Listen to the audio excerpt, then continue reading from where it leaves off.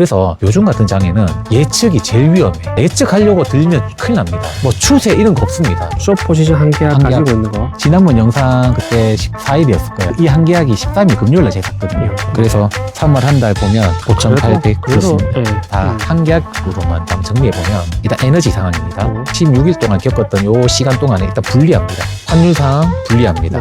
반도체 이익 유리합니다. 지정학 불리합니다. 이런 관점을 가진 상태에서 어떻게 매매를 하는 게 좋겠냐 생각할 때 일단 절대 하지 말 것을 먼저 생각해 봤어요. 비중 확대, 그리고 불타기 스윙, 그리고 뉴스 따라가기 이런 거 절대 하지 말아야 되겠다. 혹시 또 올라가게 되면 5,500 이상에서는 숏을 좀 늘리겠습니다. 조금씩. 네, 5,500 이상이 넘어가면 상황을 보면서 5,500 이상에서는 좀 숏을 늘려보겠다. 그런 상태에서 5,000 이하로 내려가면요 롱을 하겠습니다. 근데 롱을 한다는 게 다 팔고 롱 포지션을 가지겠다는 게 아니라 숏을 하나씩 판다는 거죠. 그래서 결론은 3월 3주차, 4주차 이번 주까지 해서 2주 동안 진짜 난리도 아니었어. 진짜 난리도 아니었죠. 요즘에는 코인 등락제 저리 가라니까. 진짜 저리 가라야 진짜. 당일 다이드카가 그렇게 말이. 그것도 그렇고 막 트럼프가 협상한다 했다가 못한다 했다가 지상국 투입한다 했다가 거기에 따라서 엄청나게 널뛰기를 한번 했어요. 2주 동안. 그런데 지난주 우리 영상 찍었을 때랑 지금 종가랑 똑같습니다. 2주 동안 그렇게 난리가 난 것 같은데 막 올랐다가 내려갔다가 한 것 같은데 종가가 똑같아요. 이걸 보니까 이 전쟁 변동성 그리고 또 트럼프 변동성 이거 너무 심합니다. 이거 잘못하면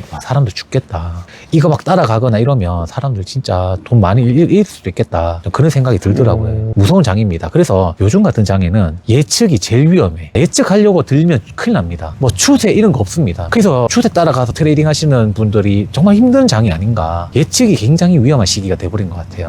의미도 없어. 트럼프가 그걸 하나 쓰면 끝이잖아. 말 한 번 하면 끝이잖아. 종전한다 했다가 알고 보니까 그 당일날 지상군 투입하고 있잖아. 그게 뭐야 그게. 미국 대통령이라 그러면 그분의 발언이 가장 신뢰 있는 거 아니에요? 그치. 참 이게 어려운 장이 됐습니다. 그래서 지금은 그냥 현재의 코스피 상황을 좀 이야기를 해야 될 것 같아요. 코스피에 이러한 뉴스가 있다 정도. 첫 번째가 에너지 봐야 되겠죠. 에너지. 지금 WTI가 전쟁하기 전에 3월 초입니다. 2월 말이라 생각해야 되고, 자, 65불에서 가장 많이 올랐을 때 119불 갔다가 현재 90불이에요. 그래서 전쟁 3월 지금까지 평균이 95불 이상입니다. 그러면 전쟁 전보다 50% 올라간 거예요. 평균적으로. 자, 그럼 두바이유는 70불에서 169불까지 갔다가 142예요. 그럼 3개월 동안 평균적으로 120불 이상이었습니다. 그 말은 전쟁 전보다 70%가 올라간 거예요. 우리나라 쓰는 원유 중에 70%가 중동에서 와요. 중동에서 오는 그 대부분이 두바이유입니다. 그러니까 두바이유가 사실은 가격이 우리나라에 더 민감한 거죠. 그래서 에너지 가격이 전쟁 때문에 막 올랐다가 요동치는데 평균적 가격도 이미 많이 오른 채로 지금 유지되고 있는 상황이에요. 그럼 에너지 가격이 많이 올라가면 에너지 자금률이 낮은 우리나라 같은 국가는 치명적인 거잖아요. 타격을 입잖아요. 그거를 가지고 와서 뭐 꼭 반도체가 아니더라도 모든 제품의 생산 비용이 에너지 자금률이 높은 국가에 비해서 상대적으로 경쟁력이 떨어집니다. 원유가 올라가고 천연가스가 올라가는 바람에 우리나라한테는 안 좋은 요소들이 지금 계속 누적해서 반영을 하고 있다. 이렇게 보셔야 돼요. 안 좋잖아 지금. 안 좋습니다. 이렇게만 생각을 하고 에너지. 두 번째는 환율 상황을 한번 보면요. 환율이 지금 1,500원 내외잖아요. 원화 약세가 지금 굉장히 지금 오랫동안 지속이 됐어요. 이거를 좀 어떻게 해석하면 좋을지를 생각해 봤어요. 환율은 사실 되게 복잡합니다. 그리고 어쩔 때는요, 코스피를 바라볼 때 환율만 보는 시기도 있어요. 그만큼 환율 사실 되게 중요합니다. 근데 지금 현재 약세 기간이 비교적 만약에 짧으면요, 우리나라는 수출 위주의 기업이 많으니까 돈을 많이 버니까 시간이 지날수록 좋을 거야. 기업이 이익이 늘어날 거야. 이렇게 해석할 때도 있어요. 근데 그거는 약세 기간이 비교적 짧을 때예요. 다시 빨리 회복을 해야 돼, 원화가. 근데 현재는 그게 아니잖아요. 약세 기간이 비교적 길잖아요. 또 그 와중에도 환율 약세가 환율이 더 올라갔잖아요. 이럴 때는 원화 자산에 대한 매력도가 좀 크게 떨어지고 있다. 고 해석하는 게 맞지 않을까요? 환율도 높아진 약세 기간이 계속 길어진 상태에서 이 전쟁 때문에 더 높아졌어. 불안해졌어. 이러면 원화 자산에 대한 매력도가 더 떨어지고 있다. 그 기간이 길어지고 있다라고 해석하는 게 더 나을 것 같아요. 그리고 세 번째는 코스피는 뭐니 해도 반도체를 봐야 됩니다. 반도체 이익은 굉장히 크게 증가했어요. 코스피 현재 6,300까지 갔다가 지금 5,500인데 6,300까지도 백사 잡고 끌어올린 게 반도체잖아요. 삼성 하이닉스잖아요. 그러니까 이 반도체 이익은 크게 증가했어요. 지금 예상을 보니까 삼성은요, 1분기 분기 예상이 영업이익이 36조입니다. 이게 전년 동기 대비해서 445% 증가했어요. 이 정도 증가해야 주가가 올라가는 겁니다. 하이닉스는 1분기 30조입니다. 영업이익 예상이. 요거는 전년 동기 대비 316%가 증가하는 거예요. 대단하죠. 그래서 최근에 리포트는요, 삼성전자 1년에 예상이 300조 영업이익, 하이닉스 200조 이런 것들이 나오는 거예요. 이게 얼마큼 어마어마한 거냐면요, 우리나라에 1년 영업이익 1조 내는 기업이 얼마큼 있을까요? 생각보다 많이 없어요. 근데 그런 회사들이 200년 동안 벌 거를 요즘에 하이닉스, 삼성이 1년에 벌어버립니다. 와. 대단하죠? 대단하다, 진짜. 1조 내는 기업이 200년 동안 벌 거를 한 1년에 내버려요. 와. 그러니까 6천 간 거예요. 그래서 이렇게까지 영업이익 많이 내는 이유는 모든 사람이 알고 있습니다. AI 칩 수요 증가, 맞죠? 반도체 가격 상승, D램 가격 상승, 맞잖아요. 요 두 가지입니다. 투자판에서는 항상 굿뉴스와 배드뉴스가 항상 있어요. 동시에. 늘 동시에 있습니다. 근데 어쩔 때는 굿뉴스가, 어쩔 때는 배드뉴스가 더 많이 강조될 뿐이에요. 그러니까 그게 주가에 따라서 꺼내 먹는 거예요. 주가가 많이 올라가, 그럼 굿뉴스가 나오는 거예요. 왜? 올라간 주가에 대한 이유를 말해야 되니까. 주가가 막 떨어져. 그러면 없던 악재가 나서 떨어지는 경우도 있지만, 보통 경우는 떨어지면 거기에 맞는 이유를 찾아서 꺼내서 말하는 겁니다. 이렇게 딱 말하고 나면 인간론적 관점을 가진 사람들은 이 소리가 이상하게 들릴 거예요. 야, 그게 무슨 소리야? 좋은 호재가 생겼으니까 주가가 올라간 거지, 악재가 생기니까 주가가 떨어진 거지. 물론 이것도 맞는 말이긴 한데 항상 이렇진 않다는 거예요. 거래의 신 혼마 문의사, 오랜만에 나왔죠. 오랜만에 나왔죠. 제가 굉장히 좋아하는 인물인데 그분 시장은, 자본시장은 논리적이지 않다는 거예요. 풍년에 가격이 올라가기도 한다, 흉년에 가격이 떨어지기도 하더라는 거예요. 자기 보니까. 생각해보세요. 풍년이야, 쌀이 넘쳐나, 그러면 가격이 떨어져야지, 많아졌는데. 근데 오히려 되려 올라가더라는 거예요. 흉년이면 쌀이 없어서 사람들이 빌빌대, 그럼 가격이 올라가야지, 기해졌으니까. 근데 오히려 가격 떨어지더라는 거예요. 논리적이 맞냐는 거예요. 인간론적으로 생각하면 투자가 되겠냐는 거예요. 아닙니다. 그래서 가격에 따라서 어쩔 때는 굿뉴스, 어쩔 때는 배드뉴스가 나온다, 투자 시장은. 그래서 슬슬 요즘에 제가 유튜브를 보니까 뉴스도 그렇고, 그리고 오늘 또 혹시 보셨나요? 그 구글에, 제가 정확한 이름 모르겠다, 그게 나오면서 메모리 반도체 6배나 덜 써도 된다, 이런 뉴스도 쓱 나오는 거야. 그 뉴스가 오늘 딱, 물론 이제 오늘 우리가 알게 된 거지만 그 뉴스를 이미 정보를 알고 계신 세력이나 자본들은 이미 움직였을 거예요. 그래서 요즘 슬슬 이런 뉴스들이 많이 나오는데, 우리가 보통 P와 Q 이런 이야기 많이 하잖아요. 가격 또는 매출. 가격이 올라가거나 또는 매출이 올라가면 주가는 올라갈 수 있잖아요. 이익이 늘어나니까. 근데 가격 상승으로 인한 그동안에 반도체는 영업이익 상승이었을 뿐이다, 이제 슬슬 이런 말이 나와요. 왜? 작년까지 이런 말 없었어. 근데 이제 슬슬 어떤 말이 나오면, 지금 그동안에 삼성이나 하이닉스 이익은 가격 상승의 요인이지 매출이 정말 증가한 게 맞아? 라는 슬슬 의심을 하기 시작했어요. 왜? 갑자기 왜 그러는데? 가격이 좀 떨어졌잖아요. 그러니까 이제 슬슬 이런 뉴스가 나오기 시작을 합니다. 근데 그러면서 제가 조금 자세히 보니까 실제로 그래요. 반도체 매출에 데이터 센터는 20-30%래요. 나머지 70-80%는 데이터 센터 외의 수요입니다. 휴대폰이라든지 전자기기라든지. 그러면 반도체 매출의 상당 부분은 데이터 센터 외에서 나옵니다. 그래서 데이터 센터가 증가하는 거는 맞아요. 그래서 엔비디아가 계속 자기네들이 이익이 돈 많이 늘어난다는 그 말 맞아요. 근데 그거는 삼성전자 하이닉스에 대입해보면 삼성전자 전체 이게 일부예요, 일부. 대다수 한 70-80%는 휴대폰, 전자기기 등등인데, 얘네들은요, 매출이 줄어들고 있다는 거예요. 그럼 전체의 매출은 줄어들고 있다는 거예요. 근데 그동안 왜 영업이익은 왜 늘어났지? 가격이 엄청나게 상승했기 때문에. 이런 뉴스들이 이제 스물스물 나오기 시작합니다. 가격이 떨어지니까. 그래서 앞으로 주가가 만약에 조금 더 떨어지잖아요? 그러면 부정적인 뉴스가 제가 조금 더 많이 생산될 거라 생각합니다. 그거 보일 거예요. 그럼 그런 뉴스를 본 사람들은 또 불안해서 또 팔겠죠.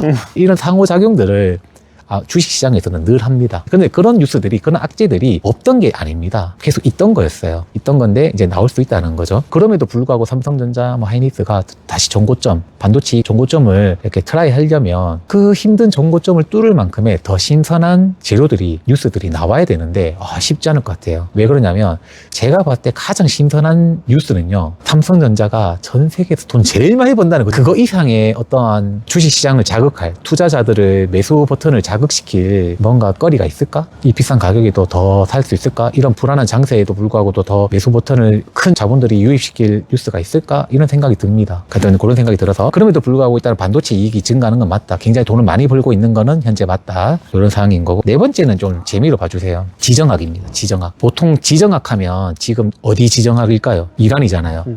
우리나라. 며칠 전에 북한 김정은님께서 한국 가장 적대적 국가다. 무자비한 대가를 치를 것이라는 속보가 떴어. 제가 그래 놀래서 그걸 캡처했어.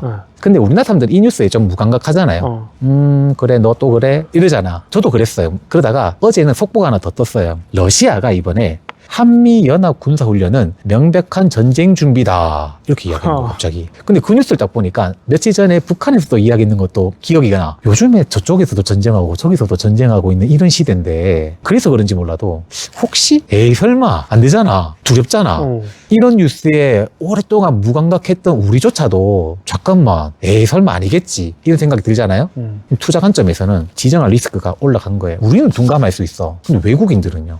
그리고 큰 자본들은요, 우리보다 더 예민하게 반응할 수 있어요. 다른 나라도 지금 전쟁하고 있는 이런 입장에서 우리나라도 전쟁할 수 있지, 날 수도 있지, 이런 생각이 들거든. 그래서 외국인 입장에서는 생각 이상의 충격일 수도 있겠다라는 생각이 들더라고요. 그래서 제가 4개 이야기했는데 한번 정리해보면 일단 에너지 상황입니다. 어떻게 될지 예측하면 안 돼. 이제 예측은 너무나도 위험한 시기입니다. 26일 동안 겪었던 요 시간 동안에 일단 불리합니다. 투자 관점에서 올라간 채로 지금 유지가 되고 있는 거예요. 막 요동치고 있는 거예요. 불리합니다. 환율 상황 불리합니다. 반도체 이익 유리합니다. 근데 이 유리는 좀 유지가 어려운 유리한 부분이 아닌가 이런 생각이 들고요. 지정학 불리합니다. 그래서 결론은 저는 21년 주가 흐름으로 보겠다. 21년도가 뭐냐면 20년에 코로나 겪고 확 올랐다가 21년도는 완만하게 쭉 하락했어요. 계속 꾸준하게 점을 찍고 완만하게 쭉 쳐졌어요. 그런 완만한 하락 장세가 되지 않을까라는 생각을 합니다. 제가 급격한 하락 장세라고 말하지 않는 이유는요. 그래 말하기에는 우리나라 돈 많이 버는 거 사실이야. 너무 많이 잘 벌어요. 그리고 자본시장이 선진화된 것도 맞아요. 그 유동성도 더 많이 풀렸어요. 지난번에 이야기한 거죠. 정부의 의지도 있어요. 그렇기 때문에 급격한 하락에는 굉장히 저항이 있을 거다. 그런 완만한 하락 예상을 합니다. 그럴 것 같아요. 그래서 제가 지난번에 이야기한 게 쉬어가는 장이라 했어요. 쉬어가는 장. 하방이 예전보다 업그레이드가 됐기 때문에 확 떨어지진 않지만 그렇다고 올라가기도 쉽진 않을 것 같아서 한동안은 좀 완만하게 좀 하락하는 그런 장세가 되지 않을까 이런 생각을 저번 영상과 이어서 크게 안 바뀌었어요. 안 바뀌었고 그 2주 동안 있었던 요 4가지 요거 한번 좀 말씀을 드렸습니다. 코스피 완만하게 약세일 것이다. 네, 완만한 약세일 거다. 그러니까 지금 숏포지션 한 계약을 계속 유지하고 있는 거예요. 네, 지난번 유지한 거고 숏포지션 한 계약 가지고 있는 거. 지난번 영상 그때 14일이었을 거예요. 이 한 계약이 13일 금요일날 제가 샀거든요. 그때부터 지금까지 이런 결과입니다. 근데 중간중간에 제가 단타를 좀 몇 번 쳤어요. 그래서 원래는 플러스 한 200 정도 해야 되는데 단타 누적이 한 200 좀 났을 거예요. 플러스. 그래서 3월 한 달 보면 5,800 플러스입니다. 네. 다 한 계약으로만. 이런 관점을 가진 상태에서 어떻게 매매를 하는 게 좋겠냐 생각할 때 일단 절대 하지 말 것을 먼저 생각해 봤어요. 절대 하지 않을 거. 비중 확대. 그리고 불타기 스윙. 쉽게 말해서 내 추세가 맞아. 그러면 계속 계약을 늘리는. 왜? 변동성이 너무 심해졌거든요. 원래 이런 투자가 좋긴 한데 갑자기 히닥 바뀌어. 손바닥 뒤집듯이 계속 바뀌고 있는데 그거를 아마 못 버틸 거예요. 그래서 불타기 스윙 안 한다. 그리고 뉴스 따라가기 이런 거 절대 하지 말아야 되겠다. 숏포지션을 유지한 상태로 좀 일단 있을 것 같아요. 있는데 5,500 이상에서는 숏을 좀 늘리겠습니다. 조금씩. 혹시 또 올라가게 되면 5,500 이상이 넘어가면 언제 몇 개씩 늘리겠다 이런 건 없는데 상황을 보면서 5,500 이상에서는 좀 숏을 늘려보겠다. 근데 최대 몇 개까지도 잘 모르겠어요. 아직 그런 것까지 생각 안 했는데 숏은 원래 잘 안 늘리잖아요. 잘 안 늘립니다. 근데 좀 늘려도 되겠다는 생각이 들어요. 그리고 그럼 숏 포지션은 몇 개 혹시나도 몇 개 가지고 있잖아요. 그런 상태에서 5,000 이하로 내려가면요 롱을 하겠습니다. 근데 롱을 한다는 게 다 팔고 롱 포지션을 가지겠다는 게 아니라 숏을 하나씩 판다는 거죠. 그래서 순수한 네이키드 롱 포지션을 가지진 않을 겁니다. 근데 숏 포지션을 계속 유지한 채로 또 5,000 이하에서는 한 개씩 좀 정리하고 뭐 이런 식으로 아마 좀 해볼까 싶어요. 그러면 현재는. 그거를 이제 지수 투자하는 고포스 투자자라면 네. 참고할 만한 게 5,500 이상 올라가면은 금액을 조금씩 늘리겠다. 제가 말한 게 뭐 그 방향이긴 하죠. 그 말이 맞죠. 네. 그러다가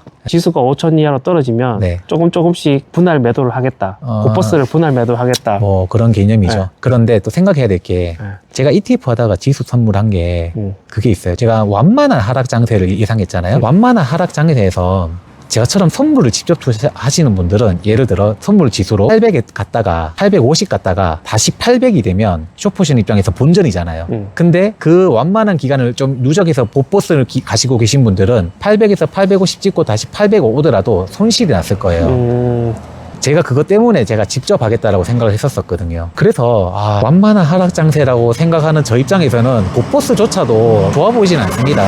뭐 물론 저랑 방향은 똑같이 말했지만 말 그대로 고버스 ETF는요 단기간에 맞춰야 됩니다. 그래야지 최대 수익 내는 거예요. 작년에 레버리지가 최대 수익 났잖아요. 단기간에 확 올랐으니까 그렇게 돼야 되는 거지. 올해 급격한 하락 장세 저는 쉽지 않다고 봐요. 숏포션을 가지고 있어도 아무튼 뭐 그렇습니다. 그래서 5,500 이상에서는 뭐 늘려보고 5,000 이하에서는 좀 줄여보면 그나마 좀 낫지 않을까 싶긴 합니다. 저도 그럴 생각이에요. 저는. 알겠습니다. 네. 그렇다고 절대 많이 늘리진 않습니다. 저는 숏을 절대 많이 하지 않습니다. 제가 이거를 나중에 다 과감하게 손절해도 될 정도로만 합니다.